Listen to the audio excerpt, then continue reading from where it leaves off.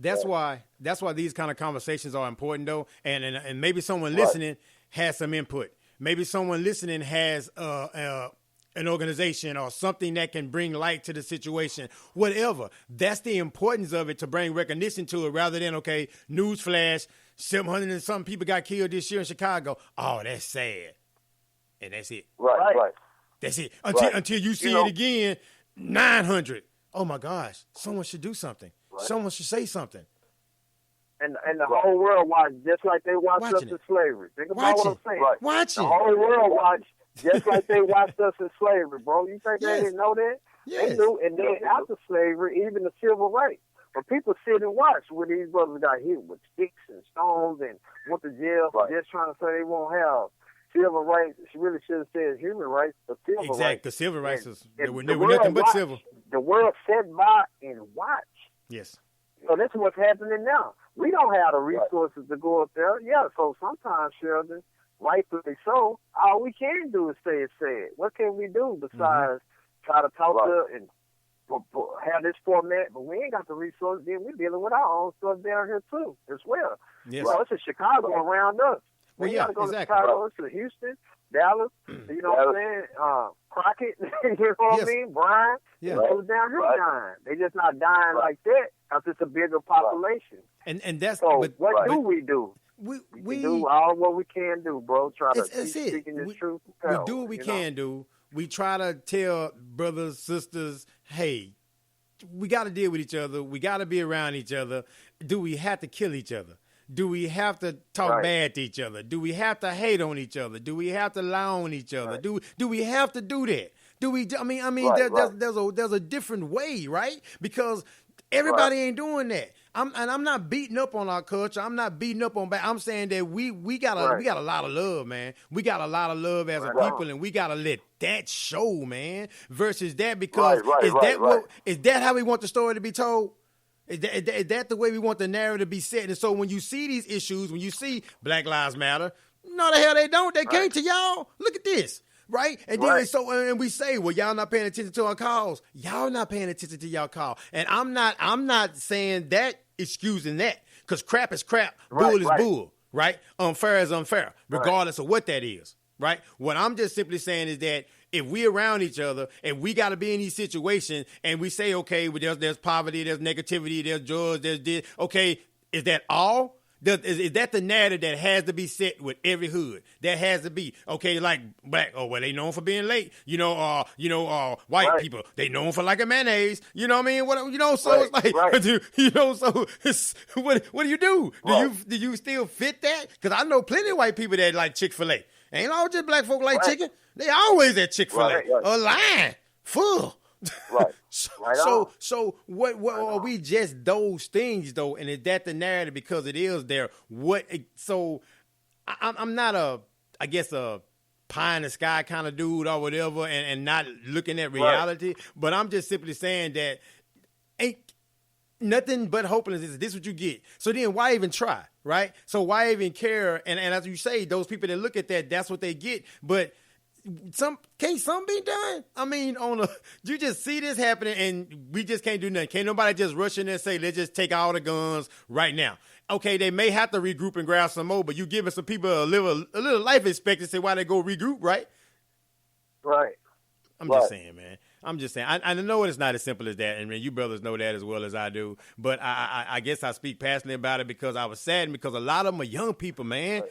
These young people, they ain't got a chance to start. I know Vincent gonna jump in and try to be brief on this because I know I've been, we good. But if you think about it, all the men that's up there in the rap game, yes, sir, they have one of the most conscious rappers up there. Now this just on the music level, right? Yes, sir. Common. It used to be called Common Sense. Common Sense, yeah. It's Common. He's one of the most. So that's a great example, right? Mm-hmm. That's a great example. And then one of the most prominent speakers, Farrakhan. Now, Farrakhan be uniting. When rappers have beef, they don't go to Al Sharpton. They don't go to these other people who activists. Who they go to? They don't go to Jesse Jackson. Farrakhan is so powerful, he can solve the beef. he can make them sit down. So what does that say, Sheldon? Farrakhan is up there and got their respect. Yeah. And it's worse. So that's a hell of a statement. That's what I'm basically trying to say. Yeah. What does that say? Right. Yeah. Yeah. Right. It's not pose, Yeah. So, right. So is it a physical issue that we're dealing with, or is it basically just a spiritual issue? Because no law can regulate the heart of man, right? Right. Because they got speeding. Speeding. Our laws up right now. Do we still speed? Yeah. Yeah, but I'm just pointing out they got one of the most well-respected men in the black community who has called 1 million men march. Nobody even did that, bro. So basically, you're saying, what can we do? Right. So I'm just saying, he gives respect more than the rappers. You know what I mean? From amongst the rappers, he speaks their language, bro. Yes, sir. They don't respect everybody like that. So a beef that could end up deadly. So that's what I'm saying. Like, what is it? You feel me? If you got a man like that that's prominent, he can't even help the situation, so to speak. It seems like it, right? I don't see. That's what I'm saying, though, man. Maybe me being naive about it or whatever, or not knowing just so many intricate details about it besides what I read or what I looked at and studied, whatever. But my thing is that if we have him up there, right? We have Mr. Farrakhan up there. You got Common up there or whatever. You mean to tell me they can't just do something on a continual basis to keep positive stuff on people's mind then? I mean, if they doing it. They doing it. They doing it, bro. But I'm just saying, they doing it. But go ahead, Vincent. Yeah, they doing it. No. I say don't get coverage, but they doing it. Mm-hmm. Exactly. That's what it is, man. The Nation of Islam do a lot of work, man. And it's also, there's so many differences, man, amongst some of our leaders, you know what I mean, with different religions, man, to where that's a sad situation. Yeah. You know what I mean? Because a lot of them brothers, man, they won't even, support each other in a way. Like right now, what's going on in Chicago, it's not just a Chicago thing, man. Oh, yeah, definitely. It's a humanitarian thing. You know what I mean? Right, it's a humanitarian thing. Yeah, they are black. Those are black. Those are a lot of black kids, right? But it's like the whole world is sitting back watching it, though. You know what I mean? So it's like it's a lot of work to be done. It's a lot of work to be done. Now, like I said, when I speak from a black agenda, it's because the majority of the crisis and the things that you see, man, it's with our people. So that's why I speak so passionately about it, man. Because like I say, right now in Chicago, you got 75% of the murders in Chicago were black people, and 71% of the people, the ones that the trigger men were black. You know what I mean? Like 75% of the murder were black people, and 71% of the murderers were black. That's huge.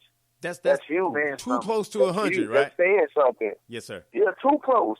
But it's like that's a lot of people. You know what I mean? And that's a sign of a destruction, of misguidance. Also, you know what self-hate. I mean? Also, self-hate. Oh, yeah, exactly. That's the hate that hate produces. Yes. But see, that's what we were talking about then. But see, that's what we were talking about, that knowledge. And the reason why I brought up Farrakhan, because he's just one man. And it's going back to what Vincent is saying. When you think about Hitler, right? Because this is war. That's war. That's why they call it Iraq. They compare it to Iraq, like Spike Lee said. But when you think about Hitler when he rose up, right? What country couldn't stop him? What they do? They united together. So this is exactly the point what we're saying. Hey man, where are all these other people who won't help? They see this crisis, and everybody sit back and just like you said, we ain't talking about us, Shelton, because we don't have that type of power. We don't have the resources. So this is all we can do. This is the best we can do. You feel me? Right. But we talking about people in power. They sit back and watch. They sit back and watch and don't say anything. So that's why the condition gonna stay like that. And all we can do is shake our head. All we can do is shake our head. Yeah. Again. And then if we make it an all-black agenda, they'll label you racist and feel like it's only strictly for the black community. But it's like, how many black people really just have the resources available to stop the madness? You know, like I say, man, it's like, it goes back to what we pretty much speak about in every segment. We can actually see what the problem is. And the problem is we have a government that does it and they allow it. And if they're in control of everything, this is what you're going to get out of it. That's it. They can control it. Because if they wanted to literally stop it, they could stop it. They're not going to stop it. Collateral damage, they don't care, you know? And that's what it boils down to. So it's like, that's what propels me to always have that black agenda. Because they have the resources. They have everything that they need to stop that madness, and they're not stopping it. Well, that's why I'm always... We broke people. Always preaching peace, though. Just trying to teach, you know what I mean? Yeah. Yeah, I'm always trying to preach peace, man, to our brothers and sisters that I see, though, man, because I really, truly feel that blessed are the peacemakers, right? And because drama, you can get that anywhere. Negativity, you ain't got to find it. It'll find you. Bull crap, waiting on you. Shit waiting to happen right around the corner. So if I try to just continue with that peace, and just because you have an agenda, the reason why I say that, though, just because you have a peace agenda doesn't mean that life is going to be peaceful. So you have some people even in the midst of that madness over there that want to get out, that can't get out and feel trapped and feel hopeless. And those are the ones that I feel for, right? Because they are in a situation where they didn't ask for this. They didn't want this. They're not affiliated. They're not representing. They're just trying to live. They're just trying to live, you know? And you have people that live to be 60, 70 years old just to be afraid to walk outside. You have young people that can't even play on the sidewalk and can't really live a productive life because someone set an agenda of anger. I'm going to wake up angry. I'm going to live my day angry. I'm going to go to bed angry. I'm going to kill somebody because I'm angry. I'm going to take something because I'm hangry. Angry, just mad. Why? That's just madness, my man. But see, we didn't get that way by ourselves, and it goes back to some other stuff we talk. It's no different from, now that's extreme, but it's no different from the guy coming home beating his wife because his boss talk crazy to him on the job. So you usually direct that, they call it misguided anger. Or you misdirect aggression. Yeah, misguided. So that's just on another level what we're saying. But I want to get back to the war thing. And I keep saying that because it's like a war. It says so many people dying more than like a war, right? So war, you have to withdraw your troops, right? Yes, sir. If the troops are fighting, you know, America, every war we lost, we call it the Cold War. I don't know why we do that, right? But we know. Because it was a cold peace. We call it the Cold War. Do you know we really lost it? You know what I mean? Yes, and you have to withdraw your troops. You got to know when to stop. So, in other words, we talking about this migrating thing again. How many people have the resources to migrate? And I keep going back to even the prison thing and the ghetto thing. You stuck. And people telling you, hey, man, you can do it. You can be a success story. But, man, when I come back from school, I got to fight just to walk home. I might get shot. And then we had the rappers like, you know, back in the game, we had the rappers who united and say, we all in the same game, right? You know? But how many rappers are doing that now? How many rappers? You ain't seeing these rappers unite and say something about Chicago. You know, they actually promoting it. Nicki Minaj got a song. Actually, she even dissed Malcolm X's daughter, bro. Wow. In the song. In the song. You hear me? Because Malcolm X's daughter wrote her a letter and said, hey, you know, I don't need you on your album cover with this gun and talking about looking ass niggas. You know, she had a picture resembling Malcolm X. She said, because that's what my father was against, that type of language. And she dissed her in a song, bro. So we don't even respect. Rappers didn't used to be like that. They respected these prominent men who, you know, who fought for our salvation and our liberties. Yeah, man. So that's a problem too. You know? Yeah, that music, the music and the language, bro, it's like we always talk about. And that's why I would always say, man, like that's who we gotta organize with. You know what I mean? Those are the people we gotta reach.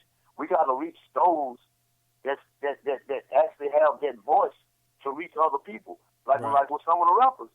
Like right now, they're in a position to where they can actually teach people. Mm-hmm. So if we can reach them, we can reach their congregation. We can reach their fans. That's like what Brandon always say, change their language. We got to get to them. I'm going to be on those are the ones that we got to get to. I'm going to be on a mission to try to reach out to some and hopefully try to get them on the show, to try to send some type of message and send some type of statement. Because I mean, it just I can't get this off my heart and my head, man.